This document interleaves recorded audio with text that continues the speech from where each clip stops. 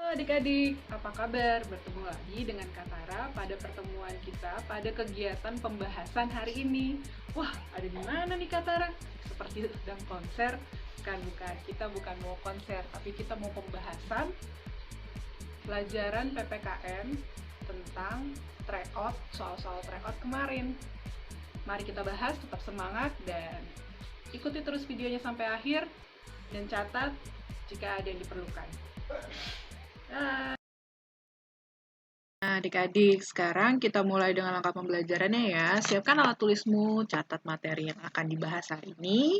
Hasil catatanmu akan diupload di Classroom ya di akhir video. Tanya jawab melalui Google Meet dengan menyalakan kamera, seperti gambar di samping ya.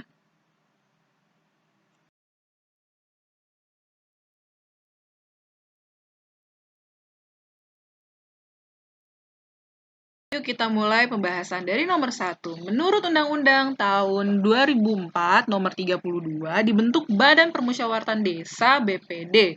Salah satu fungsi lembaga ini adalah B. Menetapkan peraturan desa bersama kepala desa. Karena kepala desa adalah pemimpin dari lembaga atau peraturan desa tersebut.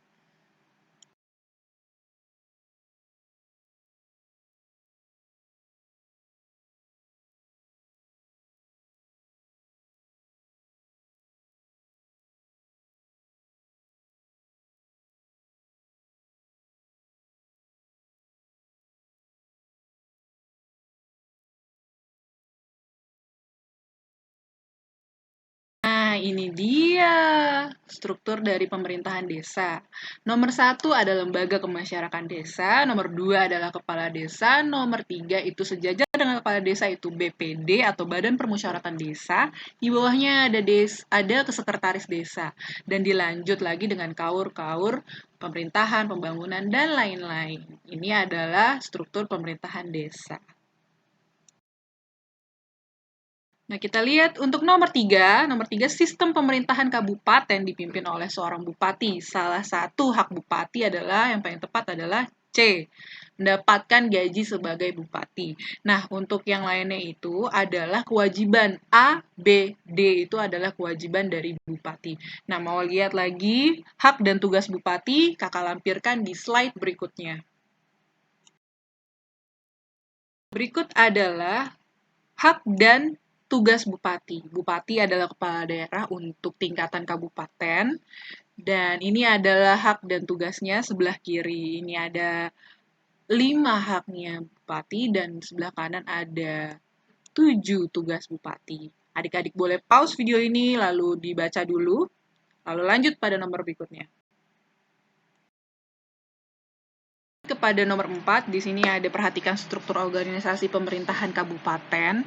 Nah, yang ditanyakan di sini adalah lembaga yang sekretaris desa mempunyai tugas membantu bupati dalam menyusun kebijakan, mengordinasikan administratif terhadap pelaksanaan tugas perangkat daerah serta pelayanan administrasi. Nah, pada nomor berapa nih yang ditanya sekretarisnya di nomor berapa? Ya, betul, nomor 3. Nah, untuk nomor 1, 2, dan lainnya kita bahas pada slide berikutnya. Lihat ya. Nah, ini dia adalah susunan atau organisasi dari pemerintahan kabupaten atau kota. Nah, pemimpinnya kabupaten, bupati, pimpinannya kota, wali kota. Nah, mereka sejajar, dan sejajar juga dengan DPRD. Ya, yang tadi tuh nomor selanjutnya itu DPRD ya, yang sebelah kanan.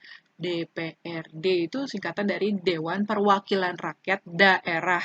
Di bawahnya ada sekretaris desa, dan di bawahnya lagi ada kantor, pelaksana, dan dinas-dinas. Nah, keterangannya sudah kakak berikan untuk nomor 4, boleh di-pause dan adik-adik simak dulu, jika terlalu cepat. Kita lanjut nomor berikutnya ya. Nomor 5, terjadinya perjebaran penyakit secara besar-besaran di sebuah daerah. Untuk penanganan penyebaran penyakit tersebut merupakan tugas utama dari, yang paling tepat adalah C, Menteri Kesehatan. Dan untuk ini kita juga sedang menghadapi yang namanya virus besar-besaran yang menyebar di daerah kita di Indonesia, yaitu COVID-19. Nah, semoga adik-adik tetap sehat, kakak doakan tetap sehat, keluarga sehat, dan tetap jaga 3M, memakai masker, menjaga jarak aman, dan mencuci tangan sesuai protokol ya adik-adik. Salam sehat selalu dari Katara. Nah, untuk nomor 6, kita baca dulu soalnya. Dalam suatu rapat paripurna membahas mengenai peraturan pemerintah pengganti undang-undang. Untuk membahas nih kakak bold ya tulisannya kakak tebalkan. Untuk membahas dan memberikan persetujuan peraturan pemerintah pengganti undang-undang merupakan wewenang dari. Nah, ini adalah wewenang dari DPR. Nah, untuk DPR sendiri mempunyai wewenang atau tugasnya sebagai berikut yang kakak berikan di tabel warna kuning sampingnya. Adik-adik boleh baca dulu. Dan kita lanjut pada nomor berikutnya. Mengangkat dan memberhentikan menteri merupakan wewenang dari, ya tepat sekali, A, Presiden. Nah, kakak akan jelaskan apa aja atau wewenangnya Presiden dan tugasnya Presiden pada slide berikutnya. Perhatikan, simak slide berikutnya. Nah, di nomor 7 tadi ada wewenang dari presiden. Presiden itu memiliki dua fungsi sebenarnya, yaitu presiden sebagai kepala negara dan presiden sebagai kepala pemerintahan. Nah, di masing-masing fungsinya ini, presiden memiliki tugas dan wewenangnya masing-masing. Nah, tugas dan wewenangnya dan serta kekuasaannya sudah kakak berikan pada tabel berikut. Adik-adik boleh baca dulu dan simak penjelasan dari tabel berikut ini. Nomor 8. Wewenang BPK adalah A. Memeriksa pengelolaan dan tanggung jawab keuangan negara. BPK itu sendiri adalah Badan Pemeriksa Keuangan atau disebut BPK atau Lembaga Tinggi Negara dalam sistem ketatanegaraan Indonesia yang memiliki wewenang memeriksa pengelolaan dan tanggung jawab keuangan negara. Nah, itu adalah tugasnya BPK. Nah, ada lagi wewenang BPK, itu ada 4 di sebelah kanan sudah kakak lampirkan. Adik-adik boleh simak dulu. Nomor 9, wewenang MPR adalah, ya tepat sekali, yang paling tepat adalah A, mengubah dan menetapkan undang-undang dasar. Nah, MPR itu sendiri apa sih? MPR adalah Majelis Permusyawaratan Rakyat. Nah, MPR ini sendiri adalah lembaga legislatif yang merupakan salah satu lembaga tinggi negara dalam sistem ketatanegaraan Indonesia. Nah, dia memiliki tugas dan wewenang MPR sebagai berikut. Ada 1 sampai 7. Nah, yang paling tepat adalah jawaban A, dan untuk tugas dan wewenang yang lainnya sudah kakak lampirkan. Adik-adik boleh membacanya dahulu. Nomor 10. Salah satu kewenangan Mahkamah Konstitusi adalah menguji kelayakan undang-undang yang dibuat pemerintah dengan tujuan. Sini jawabannya mirip-mirip, namun yang paling tepat adalah A untuk mengetahui kelemahan undang-undang tersebut. Karena Mahkamah Konstitusi itu sendiri adalah salah satu pelaku kekuasaan kehakiman sebagaimana dimaksud dalam Undang-Undang Dasar. Nah, fungsi dan peran utama dari Mahkamah Konstitusi adalah menjaga konstitusi guna tegaknya prinsip konstitusionalitas hukum. Nah, tugas dan wewenang MK adalah menguji undang-undang terhadap UUD 45. Mengujinya itu apa sih Kak? Menguji itu agar tetap sejalan dengan Undang-Undang Dasar 1945. Lalu memutuskan sengketa kewenangan antar lembaga, memutuskan pembubaran partai, memutuskan perselisihan tentang hasil-hasil pemilu. Itu adalah tugas MK. Nomor 11. Dalam memilih presiden dan wakil presiden, setiap warga negara diharuskan memberikan suaranya secara langsung dan tidak boleh diwakilkan. Hal ini sesuai dengan asas pemilu, yaitu langsung dan tidak boleh diwakilkan. Itu kakak bold, tidak boleh diwakilkan, berarti itu yang tepat adalah A, langsung. Nah, makna asas pemilu luber dan jurdil, sini kakak lampirkan 4 dulu karena nanti ada di uraian juga. Nah, yang paling tepat adalah jawabannya yang A. Nomor 12, dilaksanakan pemilu secara langsung bertujuan Ya, betul sekali. D. Melaksanakan kedaulatan yang berada di tangan rakyat dan dilaksanakan menurut undang-undang. Karena pemilu itu adalah suatu wujud demokrasi di mana rakyat bisa memilih kepala pemerintahnya secara langsung. 13. Arti Negara Kesatuan Republik Indonesia adalah negara yang betul A. Meliputi seluruh wilayah Indonesia. Nomor 14. Bentuk penerapan sikap memelihara keutuhan negara kesatuan RI adalah yang paling tepat ya jelas yang A. Menghormati adanya perbedaan. Berikut ini yaitu nomor 15 yang merupakan tujuan pemerataan pembangunan di Indonesia adalah ya, yang paling tepat adalah D. Meningkatkan kesejahteraan rakyat. Apa sih artinya pemerataan pembangunan? Karena Indonesia itu luas dari Sabang sampai Merauke. Nah, itu kan wilayahnya luas. Nah, diharapkan dari Sabang sampai Merauke warga Indonesia itu memiliki hak dan eh, kesejahteraan yang sama. Makanya kita mengharapkan pemerataan pembangunan tersebut. Nomor 16. Berikut ini yang bukan merupakan kegiatan menjaga keutuhan negara kesatuan Republik Indonesia adalah ya yang paling tepat adalah A. Unjuk rasa yang tidak sesuai aturan. Sebenarnya unjuk rasa sendiri tersebut boleh-boleh saja dilaksanakan karena unjuk rasa adalah sebagai salah satu kegiatan masyarakat yang diatur undang-undang tentang kemerdekaan menyampaikan pendapat di muka umum. Namun, itu dibatasi oleh aturan dan hukum yang berlaku. Kalau tidak sesuai aturan, itu yang tidak boleh. Nah, ini adalah salah satu foto dari unjuk rasa. Tapi di sini terlihat unjuk rasanya tertib. Nah, ini adalah contoh yang tertib. Nomor 17, nilai juang yang perlu kita teladani dari para tokoh perumus Pancasila adalah yang paling tepat adalah C. Menghormati adanya keanekaragaman ide dan gagasan. Karena ide dan gagasan masing-masing manusia dan orang itu pasti berbeda. Nah, kita harus menghormatinya. Kita tidak boleh memaksakan ide atau gagasan orang lain. Nomor 18. Salah satu tokoh perumus dasar negara adalah ya, yang paling tepat adalah Supomo. Bapak Supomo ini sudah kakak lampirkan fotonya ya, yang di tengah-tengah itu di sampingnya ada I.R. Soekarno dan Muhammad Yamin. Nomor 19, kita amati data berikut ya.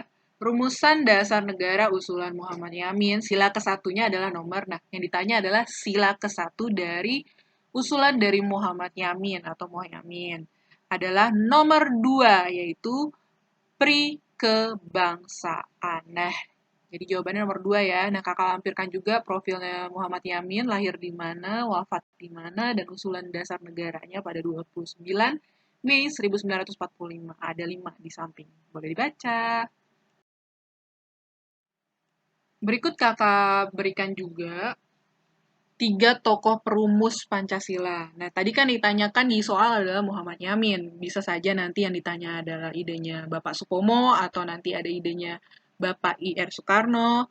Nah, di sini ada profilnya dan usulannya di tanggal berapa pada sidang BPUPKI yang jelas. Nah, dari 3 usulan tokoh perumus Pancasila ini didapatkan Pancasila yang kita ketahui pada hari ini yaitu ada 5 yang kakak sudah tulisan di samping, ketuhanan yang Maha Esa, yang kedua kemanusiaan adil dan beradab, yang ketiga persatuan Indonesia, yang keempat kerakyatan yang dipimpin oleh hikmat kebijaksanaan dalam permusyawaratan perwakilan, yang kelima adalah keadilan sosial bagi seluruh rakyat Indonesia. Nah, Pancasila ini tadinya ada pendapat-pendapat dari 3 tokoh di samping ini. Nomor 20. Sebelum disahkan pada tanggal 18 Agustus 1945, Piagam Jakarta mengalami perubahan pada sila pertama yang berbunyi ketuhanan yang dengan kewajiban menjalankan syariat Islam bagi pemeluknya. diubah menjadi ketuhanan yang Maha Esa. Alasan perubahan tersebut adalah untuk menjaga persatuan dan kesatuan Indonesia. Yang D. Karena di Indonesia mengakui 6 agama yaitu Islam, Kristen Protestan, Kristen Katolik, Hindu Buddha, dan Konghucu. Dan agar kita menjaga persatuan dan kesatuan, diubahlah perubahan ini menjadi ketuhanan yang Maha Esa. 21. Berikut ini yang merupakan alasan Pancasila dijadikan dasar negara Indonesia adalah, tentu saja yang A, sesuai dengan kepribadian bangsa Indonesia. Nomor 22, kondisi lalu lintas di kota-kota besar bertambah padat dan perilaku pengendara semakin tidak disiplin.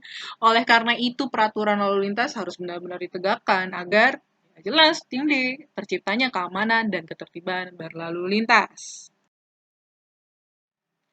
Ya, kita lanjut ke nomor 23. Di sini ada peraturan perundang-undangan. Yang ditanyakan adalah tata urutan perundang-undangan nomor 12 tahun 2011. Yang benar adalah, nah, di sini sudah kakak tandai nih, nomor 12 tahun 2011 itu yang bagian piramida nomor yang warna kuning. Nah, yang warna hijau itu tahun 2004. Ini hanya sebagai perbandingan kalau dulu pernah berubah ya, dia tata perundang-undangan ini. Nah, yang pertama ada UUD 1945 yaitu nomor 3, lalu TAP MPR, terus ada UU, lalu PP, Perpres, Perda Provinsi, baru Perda Kabupaten Kota. Yang paling tepat adalah yang B. 24. Yang berwenang membuat peraturan daerah adalah, ini untuk daerah ya, berarti ini tingkatnya provinsi, yaitu gubernur dan bersama DPRD. Nomor 25, Pak Tono mengendarai sepeda motor lalu ia ditilang oleh polisi karena tidak memakai helm. Fungsi helm adalah, ya yang betul C, untuk melindungi kepala apabila kecelakaan. Nah, di sini gambarnya kakak berikan yang tepat ya, contoh pengendara motor yang bagus tuh seperti apa. Nah, yang seperti ini. Ini Pak Tono bukan Katara, nggak tahu kakak ini bukan Pak Tono atau bukan, kakak belum kenalan. Nah, di sini ada gambarnya dia menggunakan helm warna putih, lalu dia menggunakan sepatu. Nah, ini wajib ya kalau pakai pakai motor tuh harus pakai sepatu biar nggak luka kakinya nanti kalau ada apa-apa di jalan, terus pakai sarung tangan, mematuhi lalu lintas. Nah, ini contoh yang baik ya. Nomor 26, menyusun dan membahas rancangan. Nih, ada rancangan undang-undang atau RUU merupakan kewenangan dari DPR, Dewan Perwakilan Rakyat. Dan ini ada yang warna kuning adalah beberapa kewenangan dari DPR, boleh disimak. Nomor 27, latar belakang suatu peraturan memerlukan perubahan adalah C. Mengikuti perkembangan dinamika masyarakat. Kak, dinamika itu apa sih? Nah, dinamika masyarakat itu adalah gerak atau kekuatan yang dilakukan sekumpulan orang dalam masyarakat yang dapat menimbulkan perubahan dalam tata hidup masyarakat yang bersangkutan. Dinamika itu bergerak. Nah, kalau lawannya itu statis, yaitu tidak bergerak. Nomor 28, pengertian dari organisasi adalah A. Sekumpulan orang yang bekerja sama untuk mencapai tujuan bersama. Ya, itu keywordnya adalah bekerja sama dan tujuan bersama. 28. Makna kebebasan berorganisasi adalah bebas memilih organisasi yang sesuai dengan hati nurani kita, tapi tetap harus diingat dan sesuai dengan aturan yang ada dan berlaku di masyarakat. Yang B. Karang Taruna sendiri adalah organisasi kepemudaan di Indonesia yang menjadi wadah pengembangan generasi muda yang tumbuh atas dasar kesadaran dan rasa tanggung jawab sosial yang ada di masyarakat. Ya, untuk 31 organisasi yang dibentuk untuk membina dan organisasi remaja di desa atau kelurahan adalah jelas ini adalah Karang Taruna. Pokoknya kalau ada keywordnya remaja itu adalah Karang Taruna. 32. Salah satu bentuk penyalahgunaan garis bawahi, penyalahgunaan. Berarti yang salah nih, kita carinya yang salah, yang tidak benar. Dari kebebasan organisasi adalah, yang paling tepat adalah D, menggunakan organisasi untuk kepentingan pribadi. Karena organisasi harusnya untuk kepentingan meluas dan kepentingan kelompoknya. 33. Mary ditunjuk sebagai ketua kelas secara langsung oleh anggota kelas. Pemilihan Mary sebagai ketua kelas dilakukan secara ditunjuk langsung. Ada keywordnya ditunjuk langsung, artinya yang C, penunjukan langsung. Nah, untuk pemungutan suara adalah seperti voting, yang banyak suaranya yang dipilih banyak, itu adalah yang dipilih. Nah, untuk aklamasi kakak tuliskan nih, yang warna kuning. Jadi, kalau misalnya hasil pemilihan umum dalam bentuk penegasan dengan sorak-sorai atau petikan yang ada bunyinya tepuk tangannya paling banyak itu dia yang menjadi pemenang. Yeay, tepuk tangannya riuh pikuk, satu stadion semua nempukin. Nah, itu yang menang, aklamasi namanya. Yang terakhir ada musyawarah. Musyawarah adalah kita mencari, mendiskusikan sampai ketemu mufakat atau keputusan bersama.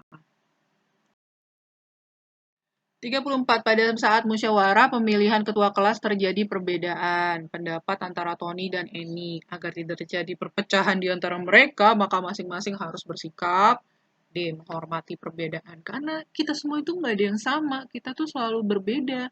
Namun kita Bhinneka Tunggal Ika, berbeda-beda tetap satu jua. D. Oke, lanjut. Padadang terpilih sebagai ketua RT dalam musyawarah desa. Sikap Padadang sebaiknya melaksanakan tugas dengan A. Penuh tanggung jawab. Ya, tepat A. 36. Salah satu ciri demokrasi adalah, ya jelas sekali yang A, mengambil keputusan melalui musyawarah. Demokrasi itu apa? Demokrasi adalah bentuk pemerintahan di mana semua warga negara memiliki hak setara dalam pengambilan keputusan yang dapat mengubah hidup mereka. Jadi semua bisa mengeluarkan pendapatnya. Itu adalah demokrasi. Nomor 37. Pentingnya menjalin kerjasama dengan negara lain adalah D. Meningkatkan persahabatan kedua negara. Tujuan berdirinya organisasi ASEAN adalah nomor 38 adalah meningkatkan perdamaian negara ASEAN. Tujuan dari ASEAN sendiri kakak berikan tabel di bawah ada 5. Mempercepat pertumbuhan ekonomi, meningkatkan perdamaian, bekerja sama mendirikan industri, meningkatkan kerjasama, memelihara kerjasama. Nomor 39 hambatan dalam kerjasama dengan negara lain adalah B. Melakukan campur tangan dalam negeri bangsa lain. Mencampur tangan itu ikut-ikutan dalam urusan negara lain. Itu tidak boleh mengikut-ikut. Kalau bahasa sekarangnya kepo. 40 negara pendiri ASEAN adalah, maksudnya 40, nomor 40 ya. Itu ada nomor A, yaitu Indonesia, Malaysia, Singapura, Filipina, dan Thailand. Nah, dari semua perwakilan itu kakak lampirkan siapa yang menjadi perwakilan dari setiap negaranya. Ada Indonesia, Filipina, Singapura, Malaysia, dan Thailand. Nah, di sini ada peta juga, di sini ada peta negara-negara ASEAN lainnya, ada 10 lainnya, berarti 5 lainnya kakak lampirkan di sini.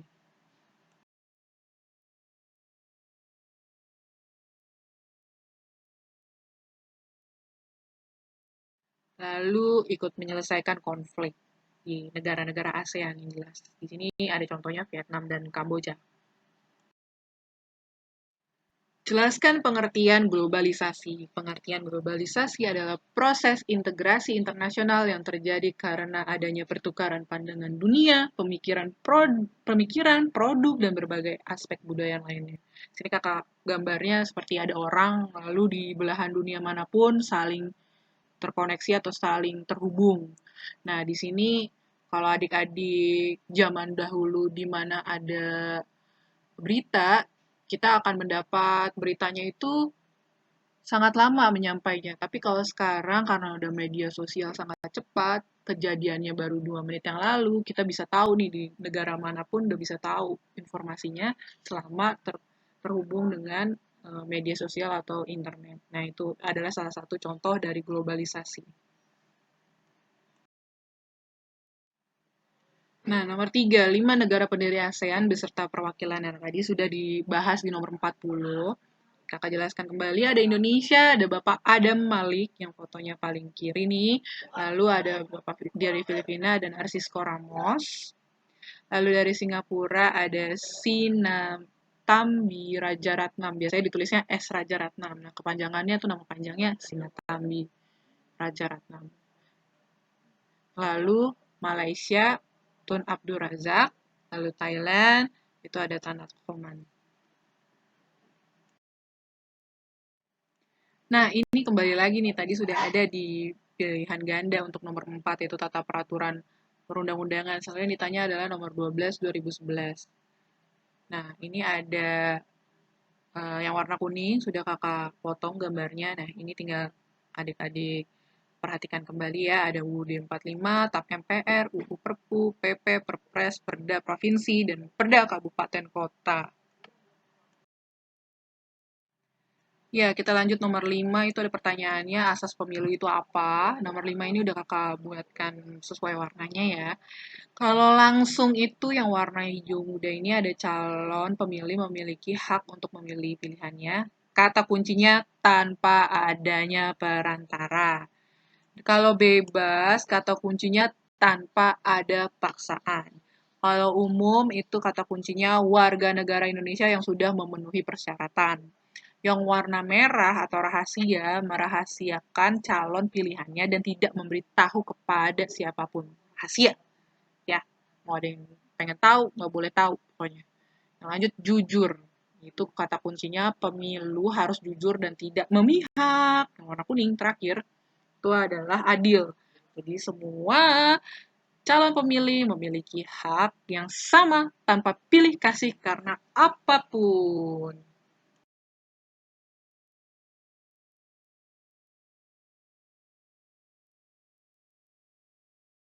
Itu tadi pembahasan soal-soal tryoutnya.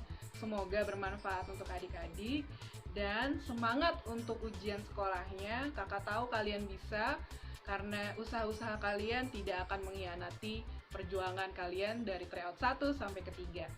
Sampai jumpa lagi dengan Kak Tara. Dah.